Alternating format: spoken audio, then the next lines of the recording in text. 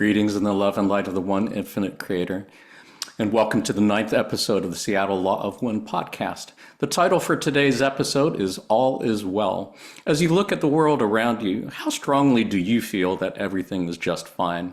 How can the Law of One help us feel sure in our hearts and in our minds that all is well and all will be well? Let's find out. My name is Jonathan Tong, and I'm facilitator for the Seattle Law of One study group. We can be found in the list of study groups on the LNL Research page at llresearch.org. We do also have a Facebook page, and we do meet on Zoom twice a week, Tuesdays from 3 to 5 p.m. and Saturdays from 8 to 10 a.m. Pacific time. You don't have to live in Seattle or anywhere near Seattle to join our Facebook group or our Zoom sessions. Anyone who's interested and available is welcome. You can contact us at seattlelawofone@gmail.com to get on our mailing list. We do send out weekly updates to let you know what we're doing that week and the Zoom links. We do also have a YouTube channel where we keep recordings of our podcast episodes, as well as Q&As with Jim McCarty, Gary Bean, Trisha Bean, and Austin Bridges of the LNL Research Channeling team. If you're watching the episodes on TV, we do have it divided into chapters, so you can skip through chapters if you don't feel like watching the whole thing all the way through. If you're watching on your computer, there is a list of topics and timestamps there also, so you can just click on the timestamps to skip to the topics as suits you. As mentioned, the topic for today is All Is Well. Let's get to meet our panelists. Panelists, would you introduce yourself to our viewers? Let them know your name and where you're calling from, starting with Claudel. Hello, everyone. My name is Claudel, and I'm calling from Seattle, Washington. Super excited to be here today. So great to have you here. And Neely? Hi, everybody. I'm Neely from Happy Valley, Oregon. A little nervous to be here, but I kept reminding myself that all is well. I see what you did there. Well played. And Kathy? I am Kathy, and I'm calling from the Shuswap area of the interior of British Columbia, and I am very happy to be here with you guys, my friends, today. We are so happy to have you all here. This is going to be a really fun hangout and a fun conversation. Did want to remind our viewers that none of us here are experts or authorities on the Law of One. We are just normal people like you hanging out and sharing our thoughts and opinions on stuff that we consider to be of spiritual significance. Anything we say could be wrong, and you are welcome to disagree with anything or everything that we say here today. Let's get started, shall we? If you are familiar with the Law of One already and the entity known as Quo, you might want to go ahead and skip ahead to the chapter on faith. Otherwise, if you are new to the Law of One, there's a few things that would probably be good to go over with you as an introduction. As far as what is the Law of One, you could say that it's a set of spiritual teachings based on the understanding that all is one and that one thing is love. That pretty much sums it up, and pretty much everything else that we learn about and say is just some variation of all is one and that one thing is love. It is worth noting that pretty much all of these spiritual teachings have come to us through a process called channeling. You can think of channeling as a form of telepathic communication between humans and entities such as angelic beings, extraterrestrial beings, spirits of deceased, higher self, inner planes entities, etc. A channel serves as a mouthpiece for other entities to speak through, telepathically, you could say. There are two types of channeling that have been used by our friends at LNL Research. One is called trance channeling. It's when the channel is in a trance state, deep subconscious or unconscious, as if asleep. The channel, also known as the instrument, is not aware of what's being said. It's like talking in your sleep. This is how the raw contact was brought about. Conscious channeling is channeling that's done in a conscious, but in a deep meditative state. The channel or the instrument is somewhat aware of what is being said. This is how the Quo contact was made and how all of the teachings and the readings that we're looking at from Quo, how they came about. So who is Quo? You could say that Quo is a group entity made up of three social memory complexes. There is Ra at 6th density, Latwii at 5th density, and Hatan at 4th density. What is a social memory complex? You could think of it as a planetary consciousness. It would be as if the entire human population of Earth was merged into one group mind. So that means that Ra and Latwii and Hatan are 3 different planetary consciousnesses from 3 different planets, you could say. They are at different densities. What are densities? You could think of densities as different levels of spiritual evolution, different levels of consciousness, you could say. You can say that we humans are at 3rd density level of consciousness, which is a significant level above the consciousness or evolution of plants or animals, you could say, which in turn have a higher level of consciousness than the elements of earth, fire, water, or air. Likewise, you could say that 4th density is at a next step of spiritual evolution or consciousness. And this is where social memory complexes form. This is apparently the next step in human evolution to become a unified planetary consciousness. Those social memory complexes begin at 4th density and continue to higher levels of spiritual consciousness or evolution through 5th, 6th, and apparently 7th density, and apparently so on infinitely after that. So that is basically who Quo is. The first contact by the L&L channeling team happened in 1986. That was almost 2 years after the end of the Ra contact in 1984. They have been channeled every month since then, up to the present day by the L&L research team. Channeling transcripts can be found in the Conscious Channeling Library at the L&L research website, which I encourage you all to check out.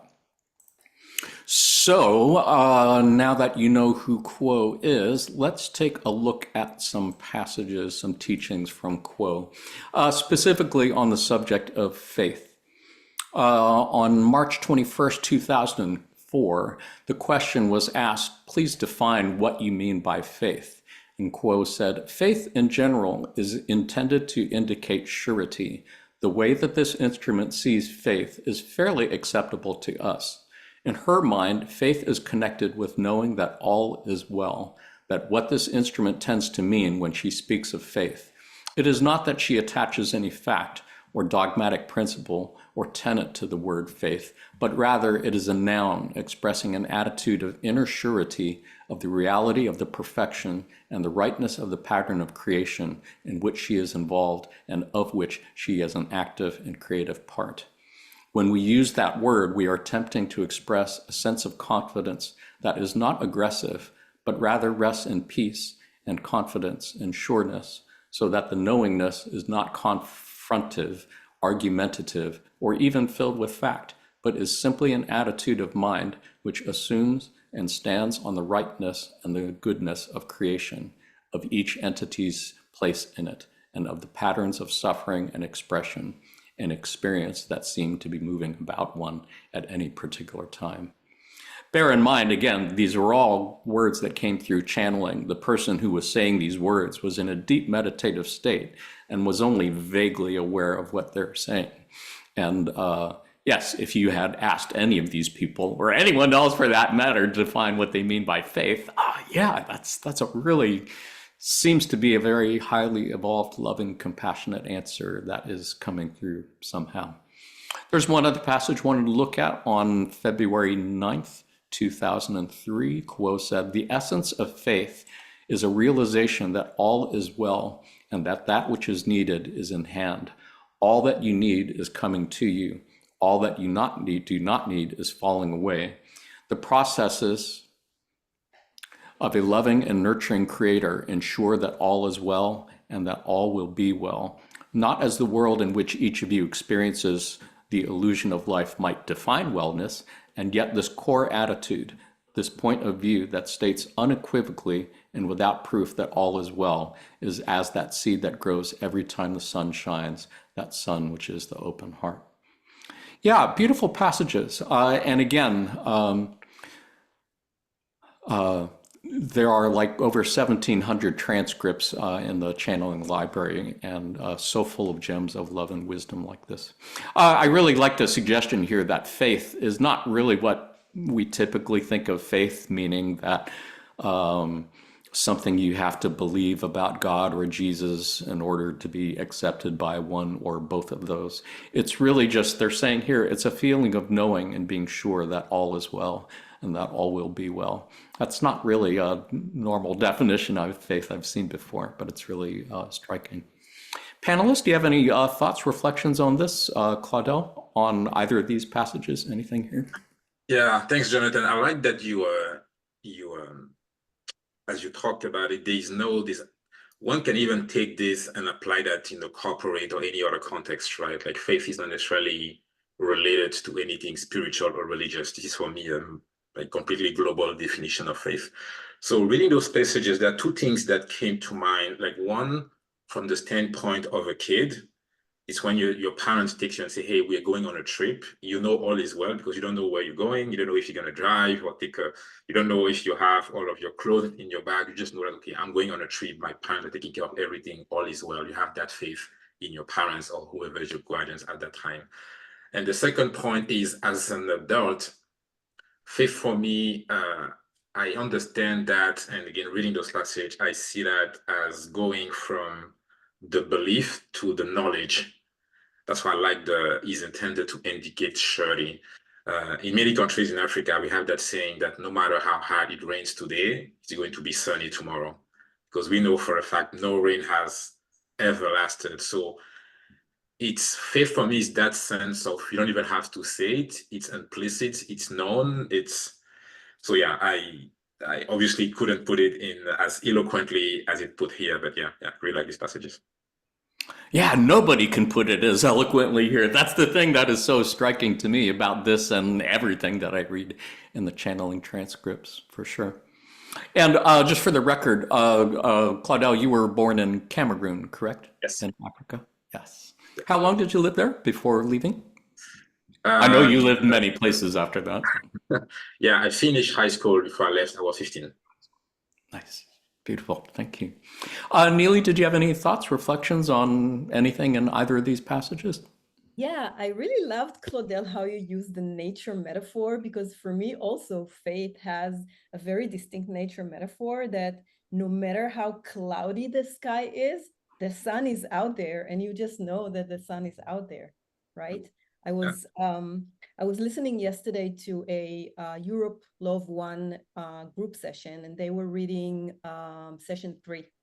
And Gabriel Lugo, who is their guide, was talking about when Dawn was asking Ra, if people have enough faith, will they be able to move a mountain by faith alone? And Ra goes into an explanation of what is faith. And I think Gabriel distilled it really nicely. I want to read it to make sure that I'm saying it correctly. He said, faith is a knowledge that doesn't require an explanation. It doesn't require any formulation of mind. So the mind doesn't go into it. It's the heart center that goes into it. We just know. That's beautiful. All right. Go ahead, Claudio. I love that. Yeah, it doesn't require any explanation. I don't know how to phrase that differently, but yeah, beautiful. Yeah. Well, that is, I think, the whole point of third density. It's the only density that has what we call the veil of forgetting, where when you're incarnated, you forget everything. You forget that all is one. You forget everything that you knew. And you're challenged, in this case, to choose the path of service to others or service to self and see if you can learn how to love others unconditionally. In spite of all the evidence that, that's not really the way to go. The world seems to have an outward bias towards service to self. And so being able to make that choice without any evidence that it's a good idea necessarily, other than what you feel intuitively, that's a big deal. Kathy, did you have any thoughts, reflections on anything here? Well, yes, and I like the way you mentioned the veil of forgetting, because I think that's what you have to most have faith in, that behind the veil all is seen. But I remind myself every day of faith, because nobody has all the answers, right? So, and I feel in my Christian background, it's just always been there for me since being little. So I remind myself of faith when things aren't going as well, like, when things aren't well. And I think it's the assurance that things are going to get better, and I think Quo said at one point that the Apostle Paul mentioned that he described faith as the hope in things unseen. So again, there's our veil there. But I also think that faith is a paradox, because I've talked to people, and you have to have faith to gain the confidence to believe that things are fine, when things don't look so fine, and so I think it goes around, kind of in a circle. Yeah, and that is a great segue, I think, into our next passages. Panelists, did you have any other thoughts, reflections you wanted to share on these passages before we move on? Yes, maybe what just Kari said about faith being a paradox. I remember a session, again, from Quo, I don't remember specifically which year, around treating faith almost as a muscle. And there was a notion of, if you don't have it or feel as if you don't have it, fake it until you make it. As in, start to have faith, and you realize that by having faith, you will keep on having faith and it gets better. That's right. Yeah. Yeah, I think that very passage we're going to be looking at sometime before we're done here.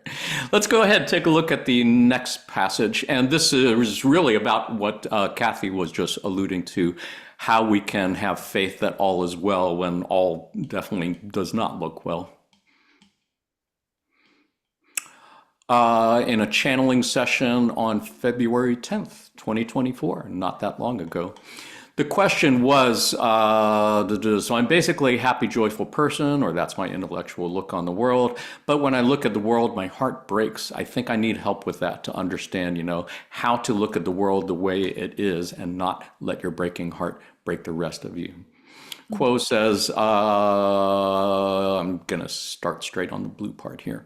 When one looks out upon the world about one must remember that the third density is an illusion. It is an experience of seeming separation from each other, from the one creator, from the heart of love. And yet, if you are aware that the creator exists within each entity, you are aware that each entity is giving the creator a means by which it may know itself better, even in those areas which might seem of a negative or traumatic way. This is a means by which each entity in this third density illusion, and in all density illusions, may be of service to the creator. And also, there is the sure knowledge that the creator exists within each entity, and that at some point, each entity will find within itself that great desire to seek more of what is within the world around it in a spiritual sense, so that it may travel that positive path into service to others, and eventually into the fourth density of knowing and understanding. Thus, both the seeming negative experiences and the positive are means by which the creator can know itself better, and the spiritual seeker can know the creator better and itself better, so that in the final analysis, shall we say, all is one, all is well, and all will be well. So beautiful, such an inspiring passage. I think for me, it's really just a really great callback to what we said at the beginning, that the law of one can be summed up as all is one, and that one thing is love. If you can remember that and look at the world through that perspective, then indeed you can see that the creator does indeed exist in each entity. And that from the law of one perspective, the one thing is like a big, giant, cosmic, infinite intelligence, a mind, you could say, a universal mind, or a one original thought, as they call it. And that one original thought is love, meaning that everything is made of creator, everything is made of love. So when you're looking at any other entity, including the people who you really hate the most or really have the hardest time with, they are creator, and another mask, just learning more about how to, the full range of experience from the extreme light to the extreme dark is all about, as they say, that infinite intelligence, that intelligent infinity, always seeking more knowledge, trying to understand itself. Neely, did you have any thoughts, reflections on anything in this passage? Yeah, I mean, when we look around in the world, it's really things are really hard. Catalysts are really thrown at us, and specifically, you know, on a personal note, I've had, you know, more than one events when I looked at it and I said, oh my gosh, this is going to break me. I cannot go through that. And faith is the one thing that helps you get to the other side, see the sun is shining behind the clouds, and go with it. I have a story that I want to tell about the all is well notion, and I think I told it in one of your sessions, Jonathan. A few years ago, we were in a pretty difficult situation. We had to move out of the state we lived in for 20 years. We had to move out of our house. And I remember at the time leading to that decision, there was one instance when we were driving in the car, and all of a sudden, out of the blue, I was imbued in this energy of love and peacefulness and calmness. And the one thing that I got into my mind is really all is well. This is something that I cannot even describe in words how I felt, but I had that feeling. And then, I don't know, 2 or 3 weeks later, we made a decision to move out, and snippets of that feeling came through to me to kind of know that everything's going to be okay. Yeah. What a beautiful story. Yeah, thank you for sharing that. Kathy, any thoughts, reflections on anything? Yes, well, thank you for your story, Neely. That's awesome because I was thinking like at one point, Ross said that the changes coming are not going to be convenient. I don't remember his words. Maybe somebody here does, but that some of the changes were going to actually be inconvenient. You know, so it would give you a sense of unsettlement, and I think that that's important because without the negative, without seeing that those changes, the negative, I think my understanding of the law of one, what helps me accept it better is that you, from the negative, you see all of the positive. See, you can better see, you know, the positive things that are happening too. And, you know, like you say, in faith, raise your belief system back to the all is well, even though the negative. Yeah. Yeah, which is kind of a nice callback to the title graphic for this episode, the famous the dog in the burning room. For many people, I mean, it really does seem like it's the end of the world. It really seems apocalyptic here, and in many ways, it is true. The third density world, as we know it, is ending. It is dying. But the all is well part is that a new world is being born, the fourth density world of love and understanding. But it's kind of like the death of the caterpillar and the birth of the butterfly. You can't really have one without the other. Claudel, any thoughts, reflections? Yeah, beautiful story, by the way, Neely. Thank you for sharing that. I think from this passage, the one, and I think you highlighted, is the second phrase. When one looks out upon the world about one must remember that this third density is an illusion. And the way I kind of think about it is when I decide I work in gaming, so we are crafting experiences for gamers to immerse themselves into a complete different world, right? So if I think about that, and that can be applied to movies or TV shows, it's one decide to go to the movies or grab a controller and be in front of the TV and then start the game, start the show. And the story can be sometimes so immersive that one puts itself into in the skin of the character and start being afraid of her. But if one remember, wait, this is an illusion, as in I'm watching a TV show, a movie, I'm playing a game, and I chose to play that game. I'm choosing to be afraid, I'm choosing to laugh, I'm choosing to do something. It's almost remembering that no matter how much immersed you become in that entertainment, that, hey, this is an illusion, you chose to be here, take a step back. At the end of it, there's going to be an end to that movie, there's going to be an end to that game, there's going to be an end to that TV show. So I always take that as deep as I am in the moment, I just need to take enough height and enough, maybe take a couple of steps back to realize that indeed it is an illusion. And it helps as well in, I think, in the second paragraph or no, the end of the first here, around even the traumatic way. And coming from a Catholic belief around this is God and this is the creator, it helped bridge that separation, as yes, even the things you don't want to deal with, even the people you don't want to deal with, even what you see and point the finger, think, this cannot be positive, this is not, those people shouldn't be here or do not deserve to be here. If you are reminding that even in that illusion, everything is not supposed to be well, there are things you're going to agree with, things you're not going to agree with. But if you realize that everything is well, everything is coming from the creator, it helps, it helps just accept things for what they are. It's beautifully said. Thank you.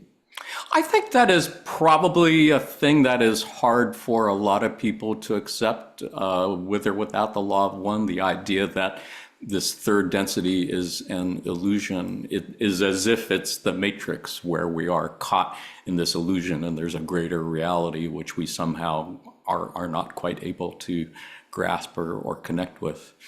But again, it goes back to what we said at the beginning, that the law of one. The law of one is based on the idea that all is one and that one thing is love. So we are just pretending to be something other than one in order to live out this little third density incarnation. But someone used the metaphor of the earth before. If you're trying to understand the concept of how we could all be separate and one at the same time, just think about looking at the planet Earth from outer space.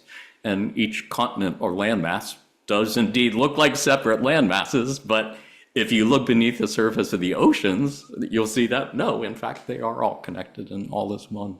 And I think in many ways you can think of each of our individual minds and entities as being kind of like that. Kathy, was there something you wanted to share?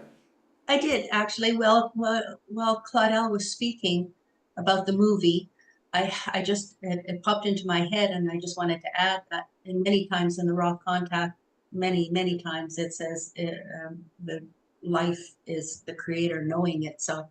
It popped into my head when Claudel was mentioning the movie that maybe for humanity too, some of the things you see in the movies and you put yourself there, maybe it's also a way for humanity to know itself. You know, you learn not always by doing, but sometimes by seeing and knowing, you know, so sort of the creator knowing itself again. That's great. I never thought of it that way. I didn't either, but yeah. That's a beautiful way to look at it. Yeah. Anybody else had any thoughts on anything before we look at another passage?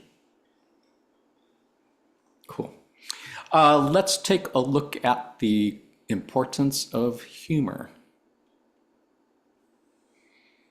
On July 12th, 1992, Quo said, "By the time the changing and the frustration that comes with the change is noticed, most of the work of the seeker has been accomplished as regards setting the change in motion.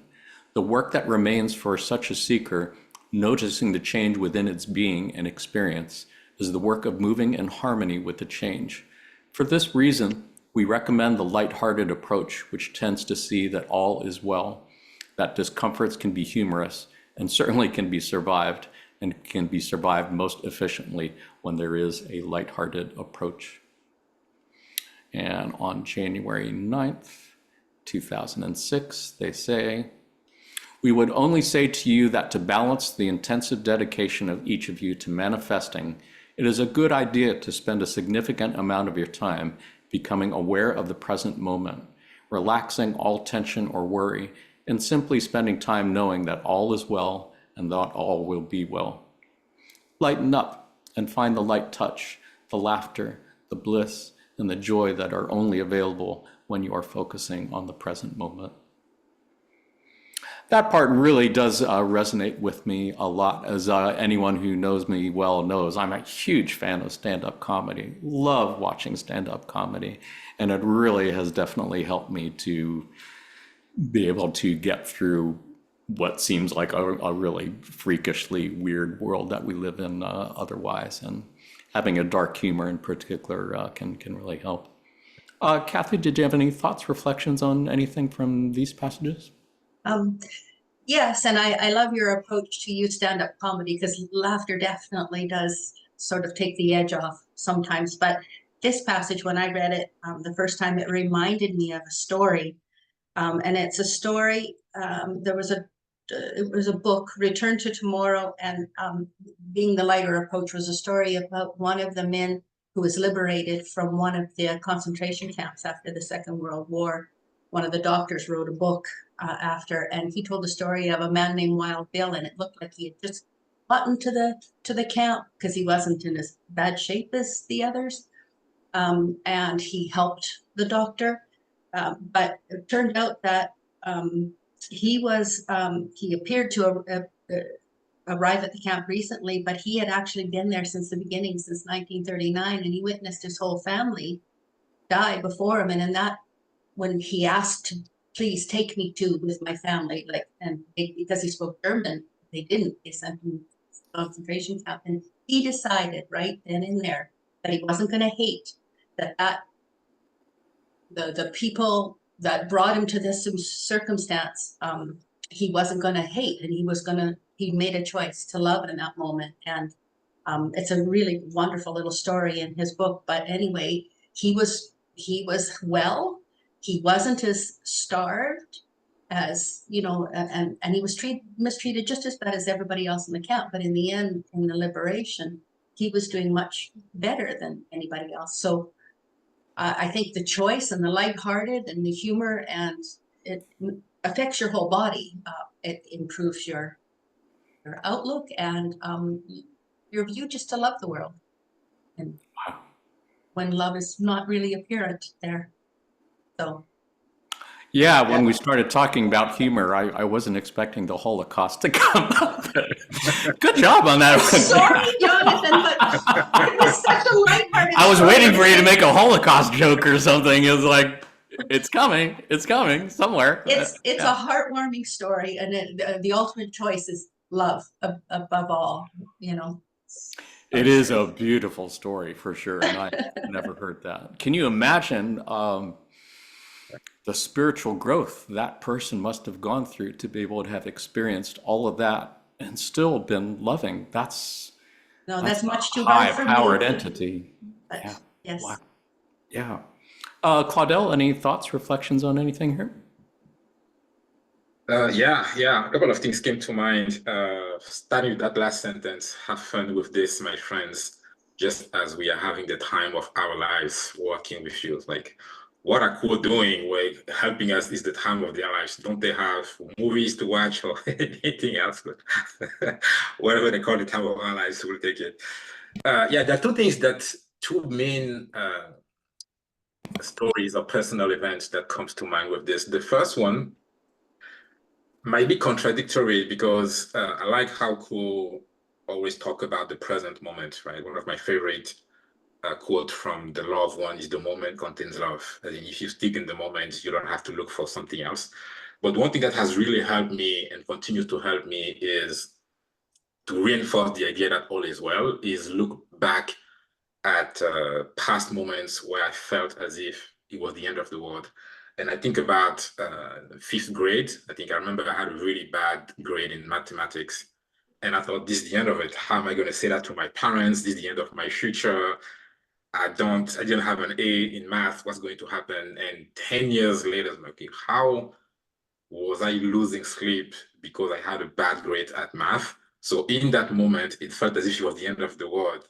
So now it helps me every time I'm in an issue right now. I, for a moment, step outside of the present moment and think about how future Claudel will laugh at this moment the same way you, Claudel, right now is laughing at the Claudel from high school. So it's not exactly being in the moment, but that's a mechanism that for me has helped me, again, figure out that at the end of the day, all is well. The second story is from a friend of mine, of us. I want to mention her name just in case you don't want it to, but she always talks about the story of a Palestinian during the war. And I think there's a bomb dropping in Gaza and ended up killing his daughter. And everybody in the family, everybody's getting pitched and forked. Okay, let's get them, let's fight back. And then he mentioned, like, no, let's stop this. Let's not continue this circle of violence. Like, yes, even if my daughter just died, let's like what I will be doing by reaching out and fighting is what is keeping this going on. So in that moment, and it just happened, it's not 7 years afterwards, like in that moment, being able to realize that, yes, it's pushing the circle of violence by getting revenge or getting back to the others, just accept things for what it is and forgive right then, right there.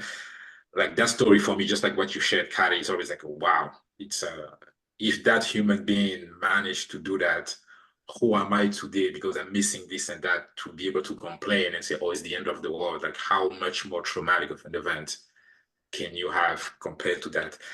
So yeah, anyway, hopefully those two help anybody watching this. But for me, every time I think about or I start spiraling because something is not going well, it's like, okay, relax, all is well. Those are such beautiful stories and powerful stories. Thank you for sharing. I'm appreciating hearing all those stories from panelists today. That's a really nice way to, I think, personalize the teachings that we're talking about here. And Claudel, I appreciate your kind of reminding us that, you know, all our focus on all is well and all will be well is not just about like the world at large, but about our personal lives also, since it is oftentimes hard to believe that all is well and all will be well with our personal lives. So I really appreciate your shining the light on that. Neely, did you have any thoughts, reflections on anything you wanted to add? Well, yeah, first, beautiful stories from both of you guys. But on a lighter note, when Claudel, you were reading the "Have fun with this, my friends," just as we're having the time of our lives working with you, I was kind of imagining like the 654 density entities sitting and looking at our, you know, little dramas, and one of them says, "Hey, quote, pass the popcorn. Look what's gonna happen right now." So, There's memes about that, I'm sure. Yeah. oh my gosh. So yeah, I mean, I use humor a lot in my life as like just a method to kind of get a sense of proportion, right? Because, you know, we all have this annoying, you know, John Smith at the office that we just cannot stand his emails, and then whenever he starts talking, we get annoyed. But then I would think, this is a really interesting way for the creator to experience himself. And then I'm like, okay, yeah, hi creator, it's all good. That's good. You have an annoying John Smith in your life too. I thought it was just me. Yes. I fucking hate that guy. God. Just kidding. Don't know any John Smith. Me either. No, I really appreciate your sharing that. And that is kind of why I love memes. I think there was some channeling session where they did really suggest when you are in a difficult moment to like picture it as a cartoon and put a caption on it, or dolly it back as if you're in a movie and see it from a wider perspective. So really helps, and memes are really great at that. Claudel? Yeah, it's I have a question for you. I don't know if it happens outside of Cameroon, but I know that at least in my tribe, we find a way, even in death, to see laughters, as in the family, the close one will sit down and talk about the deceased, like silly things they have said, silly things they've done. So everyone will be around and laughing about the life of the person living as a way to help with the transition, which for me is the ultimate humor, right? Being able to find humor in death. But I'm not sure that's just specific to my tribe. Have any of you heard about that specific way of processing death in other cultures and countries? Yes. Go for it, Catherine.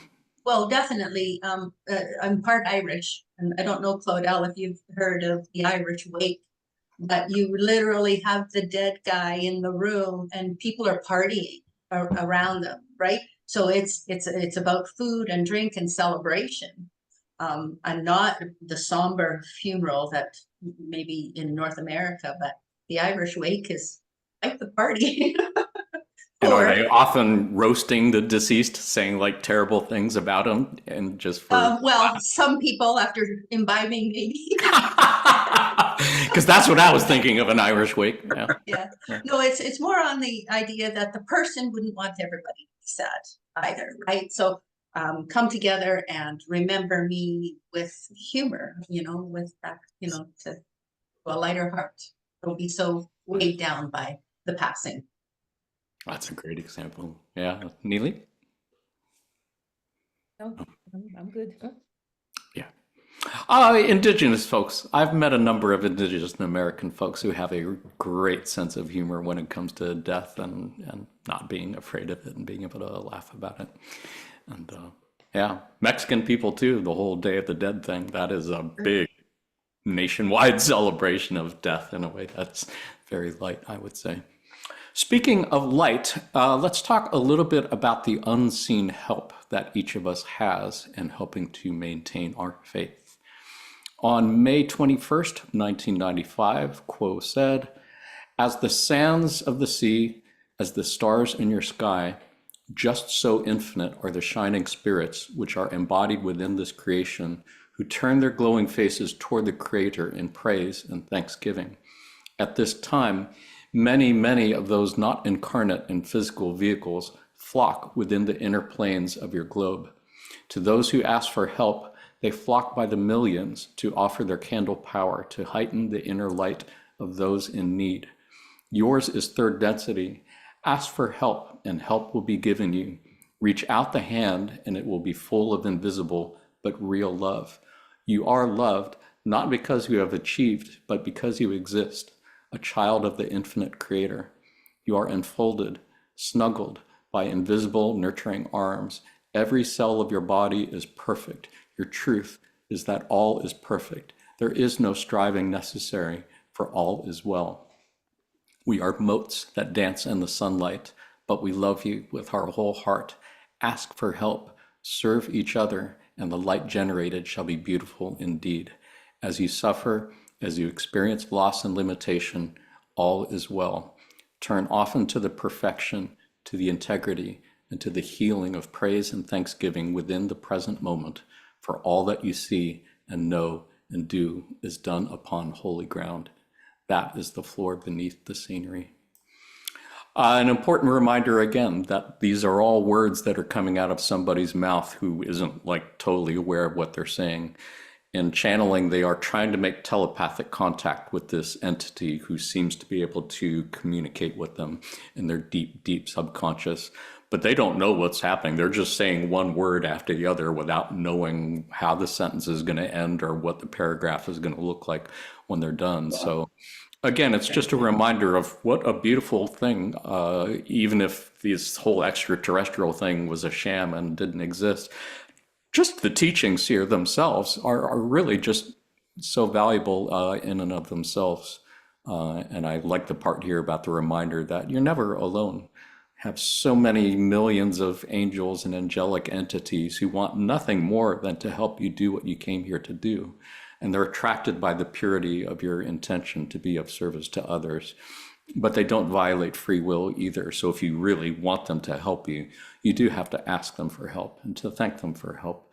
I have found to be a really valuable and helpful thing. And like everything else that we've talked about, it requires faith. I haven't seen angels. I haven't heard angels' voices. I just take it on faith. I believe that what they're saying here is true, and that I do have lots of help. And for that, I'm really thankful. Claudel, any thoughts on anything here? Yeah, I was stuck at the you are loved not because you have achieved, but because you exist. That one is yeah, It's very hard. yeah, it's especially right. I don't know. We all have a sense of deserve, right? Like, what have I deserved? What have I done to like, you work, then you get a salary. You do this, then I do that. You like, some cultures are better than others at having that expectation that you only receive if you do something first. So yeah, that sentence, just because you exist, it's there's a word that comes in many Ra or core channelings, that it is your birthright. As in, just because you're born, just because you're here, you don't need anything else to deserve that. So yeah, that kind of stuck with me. And the other thing as well is just asking.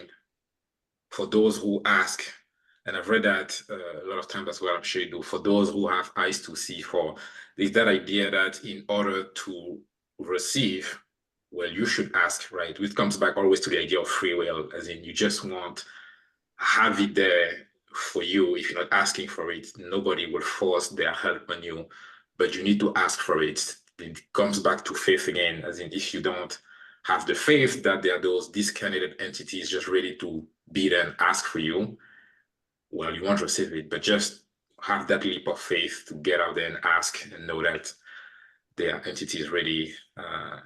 Yeah, I think just reading this is mind blowing. Thank you so much for finding it and sharing this one with us, Jonathan. I've never read this before. It's very powerful. It's, yeah, really appreciate these teachings so much. Appreciate your sharing your thoughts on that. Neely, anything to add?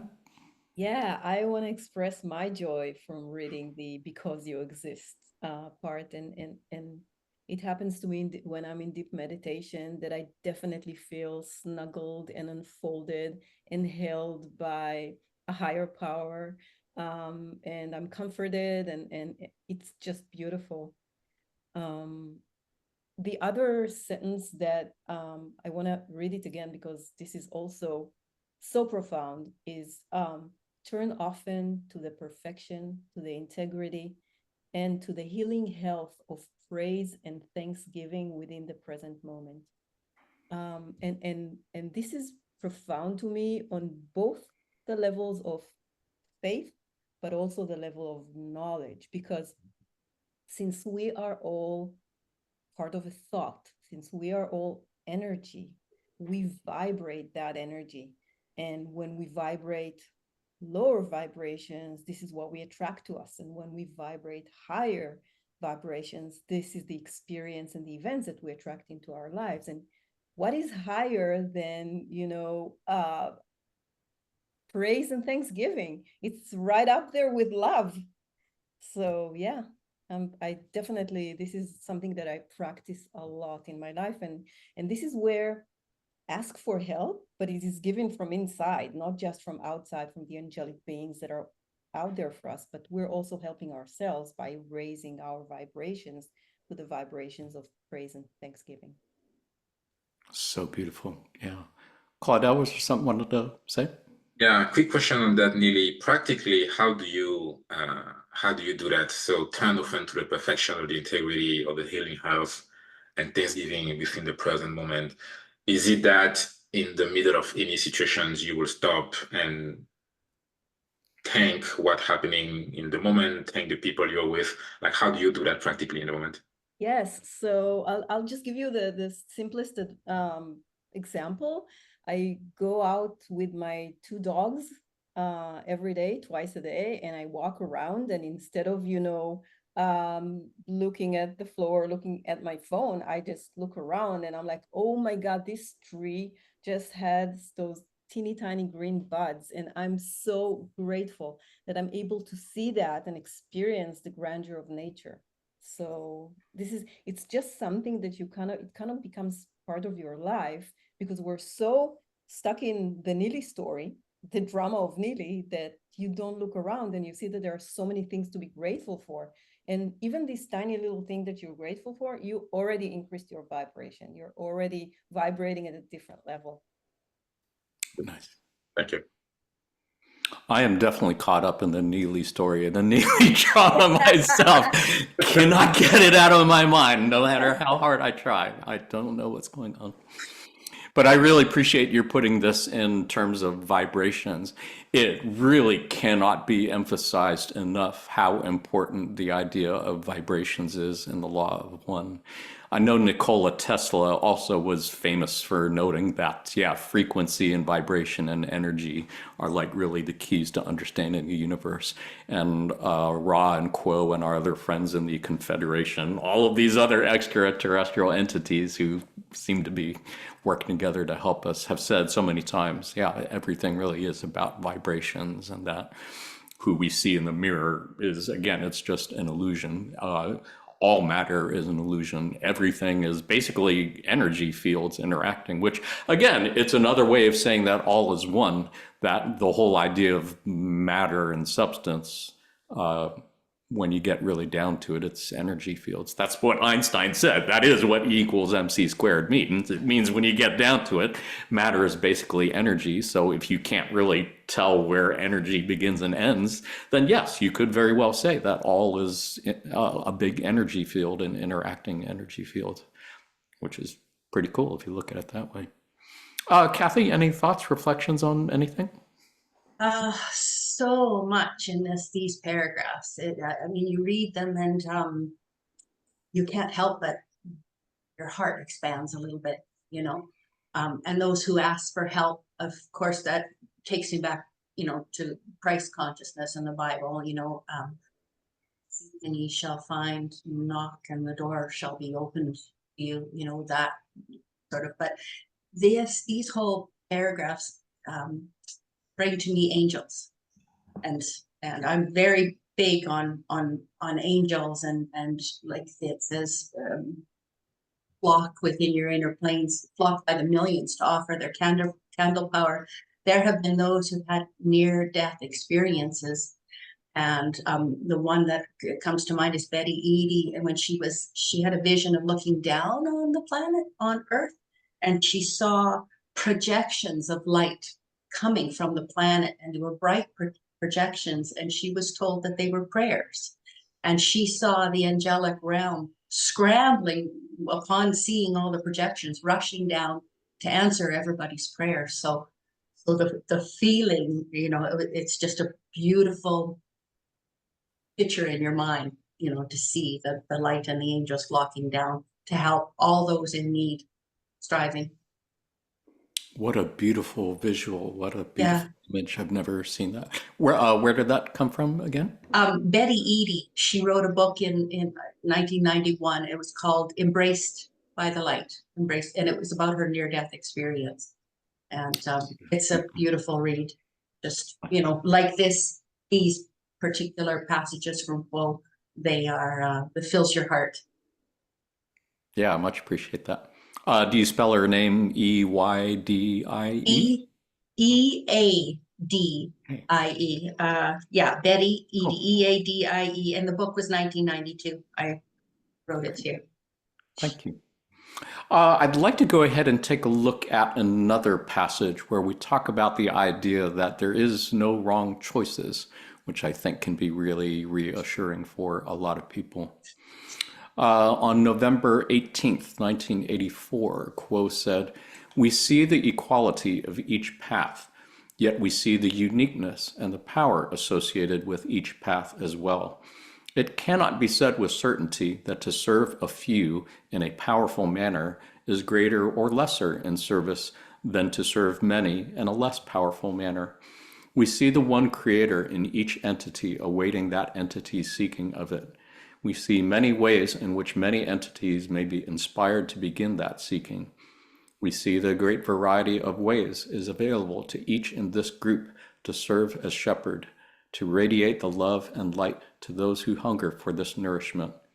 We can only ask each to seek in meditation the answers which have been provided for each of you by your greater self, by your very own self, as you planned this incarnation and as you hid various signposts along your various possible journeys. Know that each path contains in whole all that you hope to accomplish. If one tool is removed, then another will take its place. Know that all is well. No turn will cause the seeker to be lost from that which is sought, for the one creator waits not only at the end of each path, but along each portion of each path. For it is the one who seeks itself within itself. There is none else."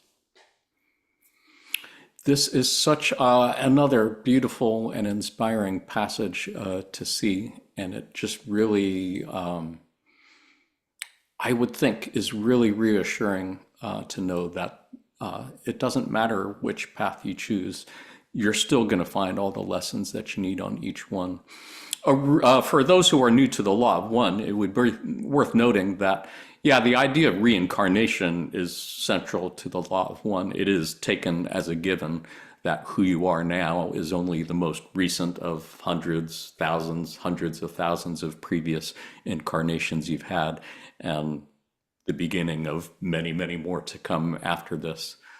So the idea that everything that happens to you, everything like important that happens to you in this incarnation is not accidental, it was actually planned. And you planned with your higher self and your spirit guides to experience the people that you experience here in order to learn some few particular lessons, probably about love, probably about wisdom, possibly about power.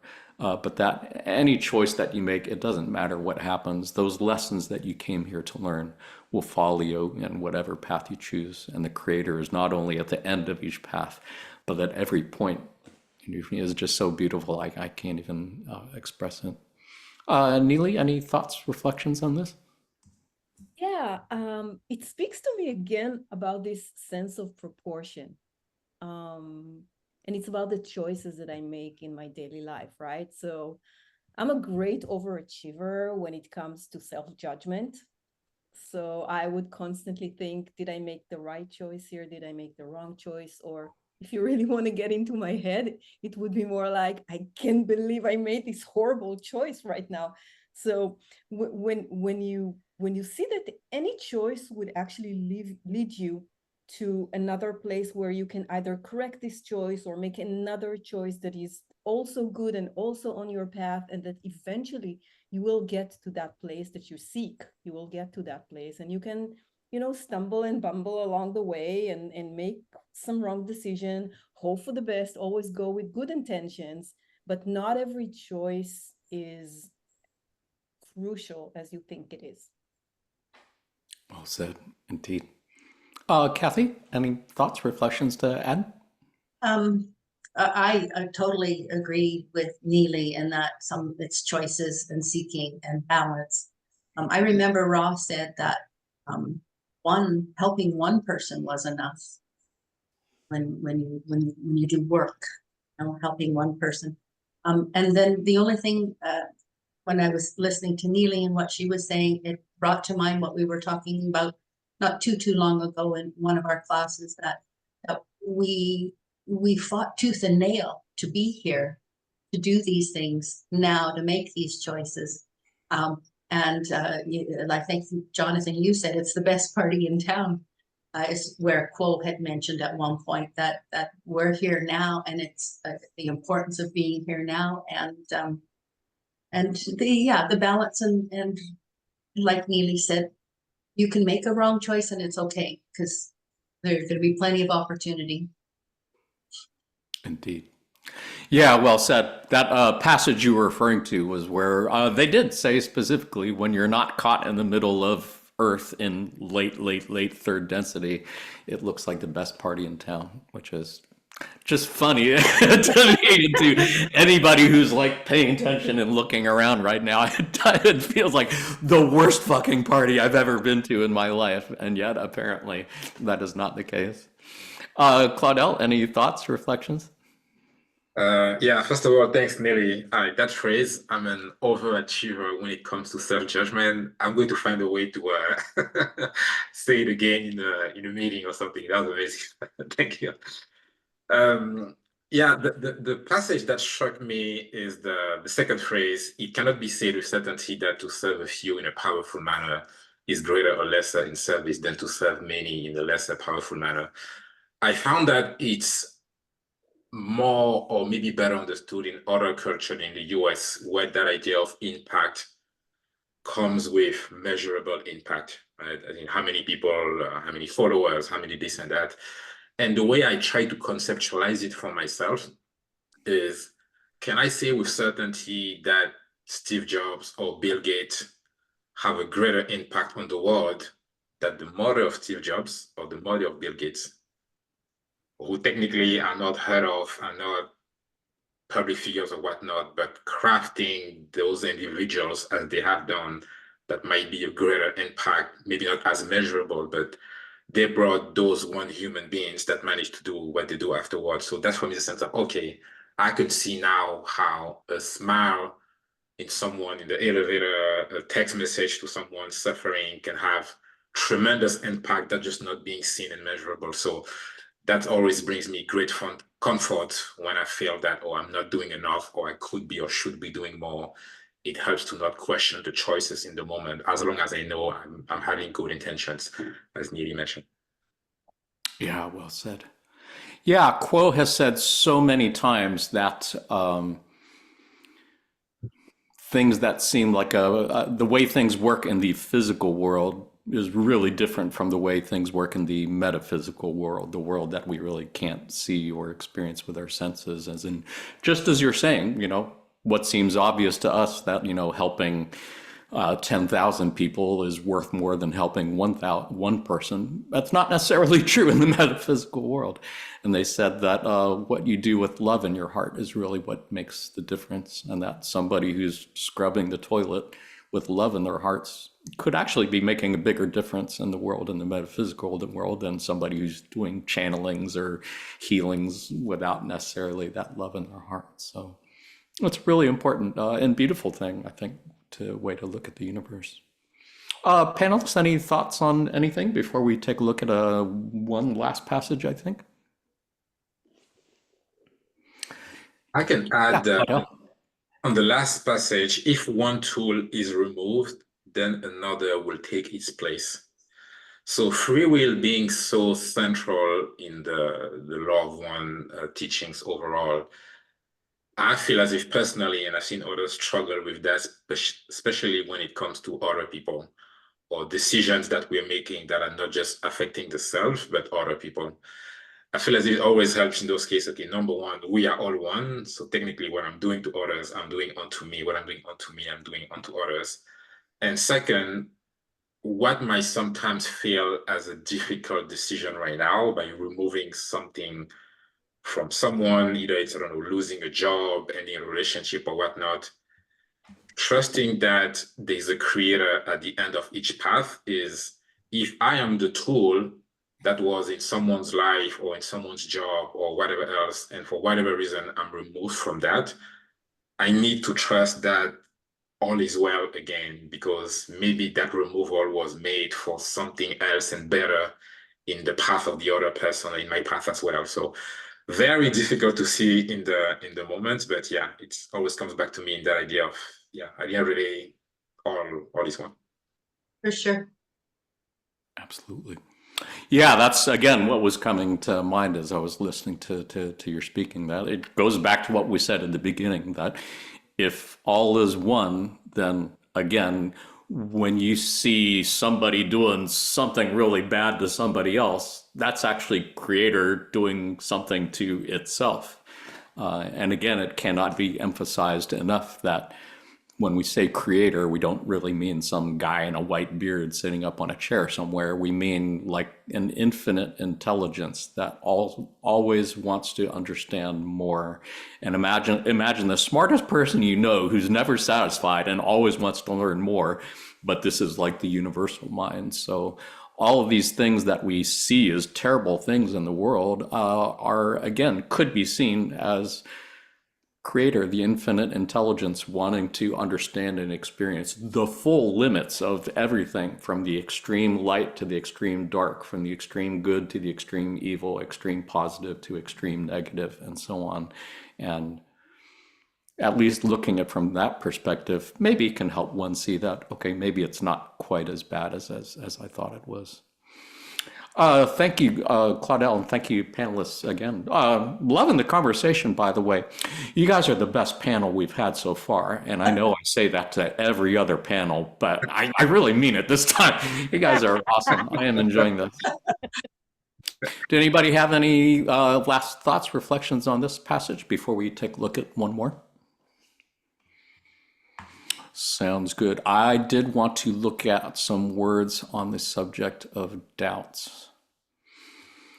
On September 10th, 2000, just about a year before the 9/11 attacks, Quo said, "The trust of which you speak in relation to faith is not only in one's feelings, but the feeling that despite that which one sees and experience, that one knows that all is well, that one knows that all will be well, that what is occurring at any moment is appropriate and may be learned from in an effective manner which enhances the evolutionary journey.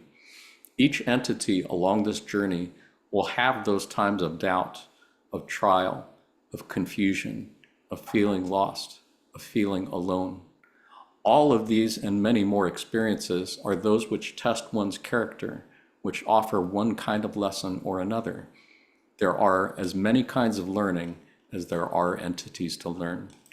However, in each experience and for each entity, if one can uncover that feeling of faith within and let it be the North Star, the Polaris of the self, then one may move without fear and accept whatever is the daily round of activities as they come to one. For an entity that is filled with faith, there is no challenge too great. For an entity without faith, all challenges feel too great. Faith is that which one develops by wishing to develop faith. If one feels faith is lacking in the life pattern, begin to investigate the qualities of faith, the nature of faith, and begin to act as though you have faith, and faith will come to you. Moreover, faith will come through you, for faith is like love. It is a basic quality of this and all creations. If one can begin to exercise the quality of faith, it is much like your physical muscle. It will grow in strength and ability. Yeah, I believe this is the passage that Claudel was alluding to earlier in our episode. And I think it's a great metaphor that believing that all is well and all will be well might not come naturally to you at the beginning, but once you start doing it, then the more you do it, the easier it gets. And it is kind of like a muscle that you have to exercise. And I think that's a beautiful metaphor, beautiful teaching. Kathy, any thoughts, reflections on anything here? I just think these passages are very well said. I don't have much to add because it's very well said. And like you say, it will grow in strength and ability. The one thing that came to mind was one from, I'm an Edgar Cayce reader, and Edgar Cayce always emphasized that fear is the absolute opposite of, right? The spiritual opposite of faith. Fear, doubt, guilt will all seriously undermine your spiritual journey. So, balance and the opposite. Well said. Claudel? Yeah, I was, that second part reminds me of The Matrix, the first one, or the second one, I remember, one of my favorite series of movies. And there's one sequence where Morpheus is in Zion and he's talking to a crowd. And I think he's saying, like, I believe in Neo, I believe in this or that specific future. Is it because I know something that you don't? No, it's because after, I don't know how many years of us fighting the machine and blah, blah, blah, nothing can take that simple truth. We are still here. And everybody starts shouting. And that's for me, I don't know what that came to mind specifically when you were reading that second part, but the fact that we are still here says it all, right? No matter what happened in the past, but okay, yeah, so what? Yeah, it was, yes, but you're still here. And that's for me, yeah, I don't know if I have much to say, but yeah, hopefully that passage just brings something to someone else as well. But for me, it was very crisp and clear when it comes to faith and yeah, again, us existing, us being here now. That's beautiful. You know, I always appreciate a good tie into pop culture, especially the Matrix movies. Well played, sir. I think that was from the second one, if I remember correctly. Let's see. Neely, any thoughts, reflections? Yeah, I do have a few. First, whenever the topic of faith comes up, I have this image of the Fool card from the Tarot in my mind, because the Fool actually stands at the edge of the cliff and he's about to take that leap of faith, right? And there's an abyss underneath and he's going to take that step just by faith. And that brings me to thinking of faith not as specifically, let's say I have a situation in my life, I'm about to get fired or whatnot, and faith tells me, no, you're not going to get fired, you're going to be fine. No, faith is a more abstract, generic kind of thing. It's not like this and this is going to be the salvation of the situation. It's the trust that all is well, no matter what the outcome will be. And that's, I think, is very, very profound. And specifically when, like Claudel says, we exercise the muscle of faith. One thing that I love to do is to reflect on difficult events that happened in the past in my life. And when I look at them from where I'm standing right now, each and every one of them brought a gift, brought a lesson. I learned something, I developed, I evolved, I got a new skill. And each and every one of them, I had absolutely no idea what's going to happen at the end of them. And things went completely pear-shaped, right? But I did learn something from them. And this is the vision that I'm taking in my life today, is that no matter what happens, and it could be a shit show, but at the other side of it, the sun is still there, and I have learned something and I have evolved in some way. I think that's one of the things I appreciate most about the Law of One also, is that maybe more than any other organized religion or spiritual path that I've looked at, and I've looked at a lot, there really is such a central focus on learning. I mean, that really is the whole point of the whole densities chart that we looked at earlier in the episode, that the whole process of living and existing is really all about learning and growing spiritually and evolving spiritually. So I appreciate your framing it that way. I think that's a beautiful way to look at it. Anybody else? I think that was our last passage. Anybody have any thoughts on this before we kind of wrap this up? All right. Well, you must know that I did indeed have a pop quiz waiting for you. So let's talk about our conclusions here. This is the part of the episode where we kind of try to wrap this up, all of this info that we've looked at, and come up with a few takeaway lessons. So I suppose you could say that there are 5 things I would think that might be worth remembering here. Faith, as far as where do we go from here, faith is really an important term, concept mentioned a lot in the Law of One. And when they talk about faith, it really isn't faith as people probably think of it in terms of Christianity or organized religion. It's really not about having to believe some particular thing about God or Jesus in order to be accepted by one or both of them. The understanding the Law of One, God accepts everybody unconditionally. You don't have to believe anything in particular. But in this case, faith just means being sure in your heart and in your mind that all is well and all will be well. Second good lesson is lightening up. Developing a good sense of humor, if you don't have one yet, can be really helpful in getting through Earth in late third density. Thirdly, you have help, as mentioned. There are so many angelic beings and angelic entities who are attracted by the purity of your seeking to be of service to others. So know that they're there, and you do want to ask them for help and thank them afterwards for the help. Fourth, there are no wrong choices. Don't worry about making mistakes. Don't worry about picking the wrong person to be with. Don't worry about making the wrong choice as far as that job possibility or moving someplace else is concerned, or what you're going to have for lunch. Just know that everything has been planned, and it doesn't matter. It's part of the wiring, that the lessons you came to learn in this incarnation will follow you wherever path you choose, whichever decision you make. And lastly, the more you practice faith, the more you practice the belief that all is well and all will be well, the easier it gets, just like muscle memory. Panelists, do you have any last thoughts, reflections to add here before we have a little pop quiz? How about, I don't remember where we left off. Claudel? Yeah, on the number 3, I know the passage that we read was about the discarnate entities, the angelic beings, ready to help no matter when or how. We just need to ask for help. I think it's worth saying as well that the help that we have can be and is apparent in discarnate entities. Given that we are all one, we are all incarnating here with each other in order to be each other's mirrors.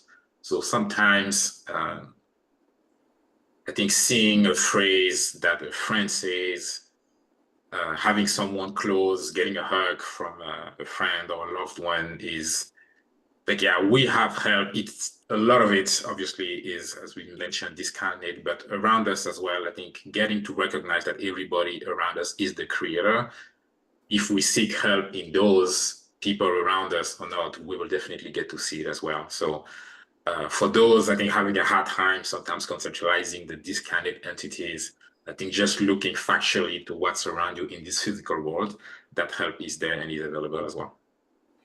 Well said. Yeah, it may be worth noting that the Michael Newton explorations of life between lives through the journey of souls and such, that trilogy, I believe. Yeah, they did make a point of saying that people often incarnate in groups, and that the people who are part of your family or who are part of your really good friendship circle, high likelihood that these are souls and entities that you plan pre-incarnatively to be with in this life in order to learn whatever lessons, for better or worse, that each of you came here to learn. Neely? Yeah, John Smith from The Office might have been part of your soul group, so pay attention to that. That fucking asshole, for real? Kathy? No, just number two, the lighten up part of the story today. It really did help when I came back from the Law of One in Seattle, the one there where we had a discussion about see the creator. That helped me a lot. That changed a lot. I lightened up a lot after just trying to put that into place. You know, see in everybody else, lighten up a little bit and see the creator in the other person. Indeed. And I do want to apologize to anyone who's offended by my frequent dropping of F-bombs on this podcast. We are probably the sweariest Law of One podcast out there on the internet. And that's probably not saying a lot, but that's the way it is. Neely? Yeah, I just wanted to add one more thing with regards to exercising that faith muscle.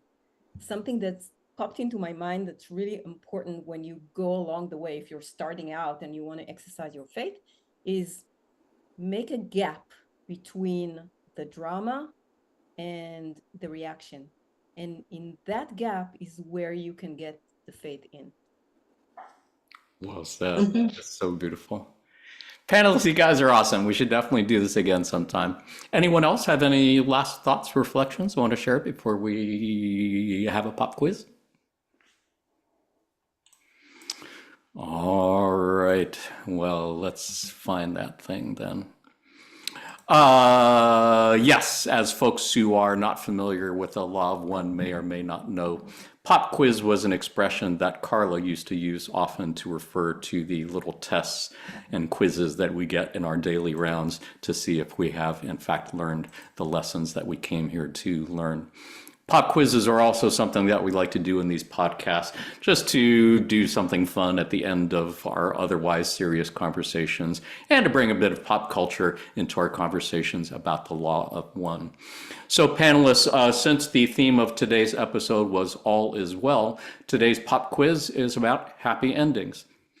Not those kind of happy endings in Urban Dictionary.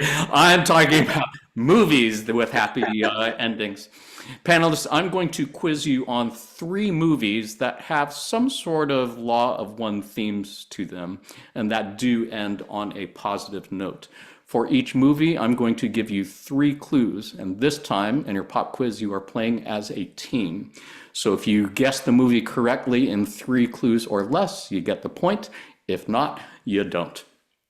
As always, the points don't matter. If you had fun, you won. Folks watching on video, see if you can guess the movies in 3 clues or less and beat the panel. You can say your answers out loud. You guys ready for your first? Ready. All right. So your first clue is that it is a science fiction movie. Probably doesn't narrow it down a whole lot. It is about the nature of reality and illusions. And it is a movie we've already referenced several times in our discussions today. Any guesses? Matrix. Matrix. Thanks. Yeah, indeed. Yeah, the Matrix movie. Yeah, great classic movie from 1999 that is often mentioned in discussions about the nature of reality and was, in fact, it is mentioned a few times in channeling transcripts. If you go to the L&L Research website, click on the little microscope magnifying glass in the upper right-hand corner. That's the search engine. And if you type in Matrix movie, I think there's at least 3 times that has been mentioned in 3 different channeling sessions, I think. Really? Yeah. Has everyone seen all 3 of the Matrix? There's 4 of them. There's a 4th one that came out that I haven't seen yet. Yeah. Which ones have you seen, Neely? Have you seen all 4? All of them. The 4th is really good. Is. Oh, Yeah, interesting. Revelations. So what happened to the Morpheus character? How come they didn't bring Lawrence Fishburne back for that? I was disappointed. Were they brought going for a young Morpheus in a this young, yeah, movie? yeah. Okay. Yeah, Lawrence Fishburne is not exactly young anymore. Do you guys have any favorites? I love the second one. If I had to pick one, I would say the second one with that whole freeway chase is, man, I've never seen anything like that before or since. The first Anybody one have any just blew my favorites out of the mind. four? The first one just blew my mind, so that would be my favorite. For sure. Yeah, the second one is my favorite as well. And you're right, Jonathan. I think that scene where they introduce Zion and all of that, I feel like they went a bit more in depth. It's like, oh wow, what exactly is happening? Yeah, good one. Those scenes were so cool, so beautiful. Yeah, so ahead of their time. Yeah. Kathy, do you have any favorites? Have you seen all 3 or 4? I know I've seen the first one, and maybe I just wasn't ready for it. It was a little bit too sci-fi for me. Maybe I should rewatch it. There's a lot of violence in it, and I have to admit, I can't quite enjoy violence on TV as much as I used to. I used to love Quentin Tarantino movies, and to some extent, I still do. I just can't handle watching too much violence. There is something though to be said. It's probably happened to you as well as rewatching movies after having discovered the material and seeing a bunch of different themes that you were completely like, oh wow, so that's the deeper meaning behind this or that scene or this or that character. So interesting. Well said. Yeah, it changes everything about the way you see everything, including our next movie question. So, second movie I'm going to ask you about with a happy ending and Law of One connections. First clue is it is a comedy. Second clue, it is about extraterrestrial entities on Earth. I'll stop there. Got any guesses? Invasion from Mars. Good guess. Not the one I was thinking of. Close Encounters? Good guess. Not a comedy. Although I guess there were some funny moments in it. Yeah. This one is a comedy. I think it would be fair to say. E.T. E.T.'s good guess. Again, I wouldn't really call E.T. a comedy. How about this one? And this will either give it away, or for some reason you haven't seen this movie yet, or movies. There's at least 3 or 4 of them, I believe. Stars Will Smith. Ooh, Oh yeah, Men in Black. Men in Black. Yeah, indeed. Somebody on their TV was screaming out this answer like way back on the second clue, I think. But yeah, interesting if you guys have seen, and there's a bunch of them. It is funny how it's worth noting from a Law of One perspective that obviously the Men in Black in this movie are portrayed as good guys, but Men in Black in the Law of One are not considered good guys. Men in Black among UFO researchers and such are generally regarded as negative entities. You could say they are, I think according to Ra, they are thought forms. I believe in session 12, Ra referred to the Men in Black as thought forms that are agents, you could say, of the Orion Empire, or negative entities that are kind of like the opposite of Ra and Quo and kind of feed on fear and conquest. And that Men in Black seem to be government agents who have been sent to question or interrogate or harass people who have reported UFO sightings to not say anything about it. Anybody see the Men in Black movies or any other experiences of Men in Black as described in Confederation channelings? Something I really liked about the Men in Black, I don't know which movie it was, but there was some point where you get that the whole galaxy and all the stars are in this little pendant of the cat. And it really brings to mind how all is one, and the relationship between creator and creation. There are so many great moments there. I think one of my favorite is in the second one.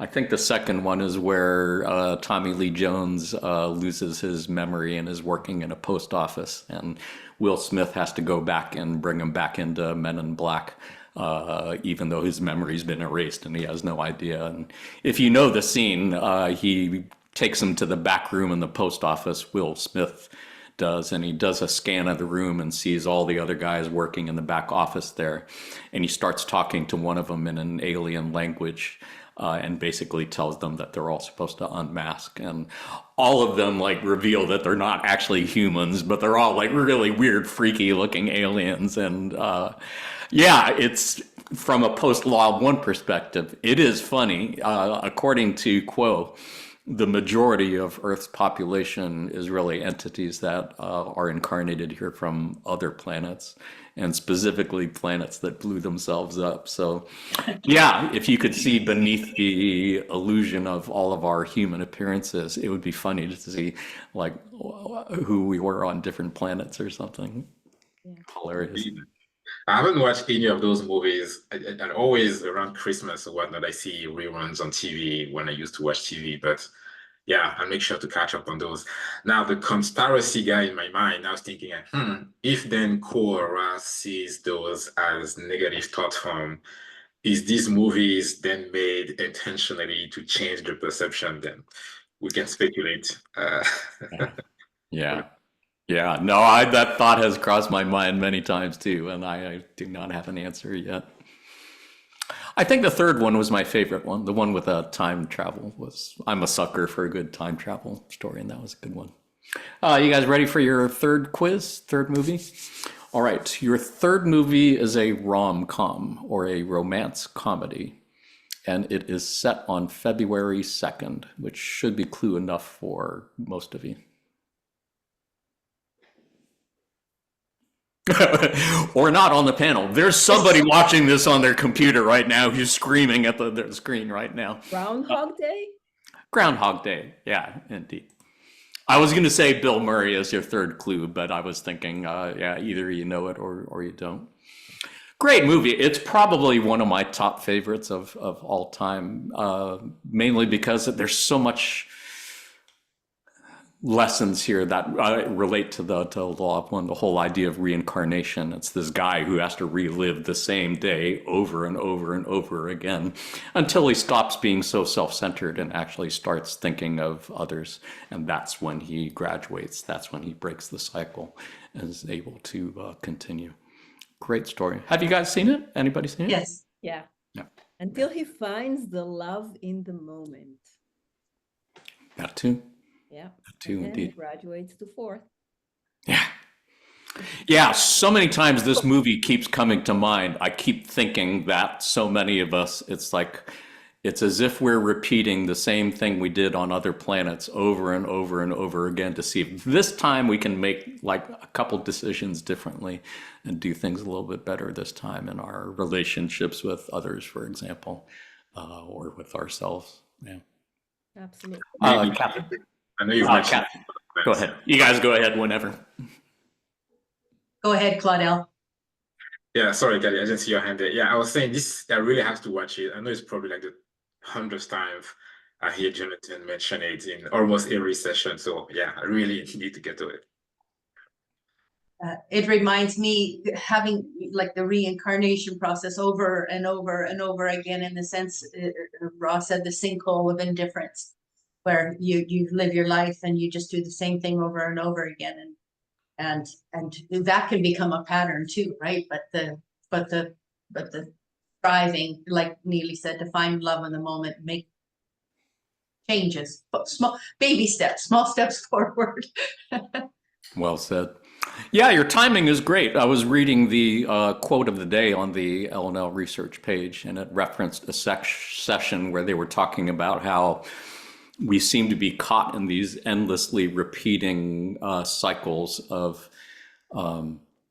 love giving way to fear, giving way to aggression, which is, again, what led to the destruction of other worlds like Mars and Maldek, for those of you who are familiar with these stories from the Law of One. Again, they're saying the majority of people incarnated on Earth right now came from planets that destroyed themselves through this repetitious cycle of fear and aggression, leading to their planets being uninhabitable or blown up. So yeah, it's true. I think, again, the metaphor for Groundhog Day is so appropriate for where we're at. It seems like we are stuck in these endlessly repeating loops until we can make some decisions differently than we did before. And yeah, I think that is a great note to end on. Panelists, as I said, it has been a joy hanging out with you today. Anybody have any last thoughts, any last goodbyes they want to say before we end our little podcast here? Yeah. After all of this, everything that you saw, just remember that all is well. So true. That'd be a great title for this podcast, wouldn't it? Yeah. Kathy? Oh, nothing to add at all. It's been a lot of fun. Thank you so much, Jonathan. You guys are awesome. Claudia?